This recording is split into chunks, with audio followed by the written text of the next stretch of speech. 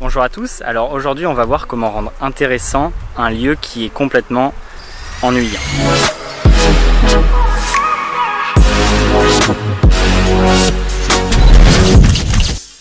Ok, donc pour commencer en fait il faut vraiment se mettre dans la tête que c'est complètement possible, il faut juste être super patient parce qu'il va falloir trouver des petits détails sur le lieu pour rendre la vidéo vraiment beaucoup plus intéressante. Donc la première chose à faire c'est le repérage du lieu en faisant bien attention au sol parce que c'est là qu'on peut le trouver le maximum de détails.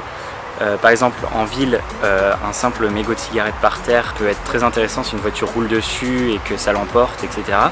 Là où je suis, je pense ce qui va être le plus intéressant ça va être des insectes au sol en macro. Mais voilà, il faut faire très attention à tous les détails qu'on peut trouver sur le lieu.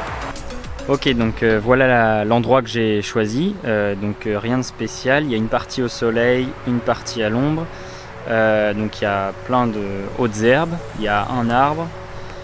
Au sol, niveau détail, il y a des abeilles et d'autres insectes, donc ça peut être pas mal à filmer.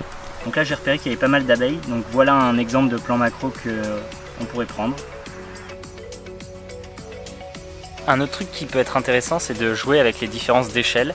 Par exemple en faisant des plans macro, des plans plus larges pour montrer un petit peu l'environnement. Et si vous en avez des plans de drone, quoique on verra que c'est pas forcément nécessaire, on peut aussi utiliser des cartes satellites. L'étape suivante c'est d'ajouter du mouvement à la vidéo puisque comme le lieu est un peu pourri, il faut ajouter du dynamisme en faisant varier les plans macro, les plans larges, etc.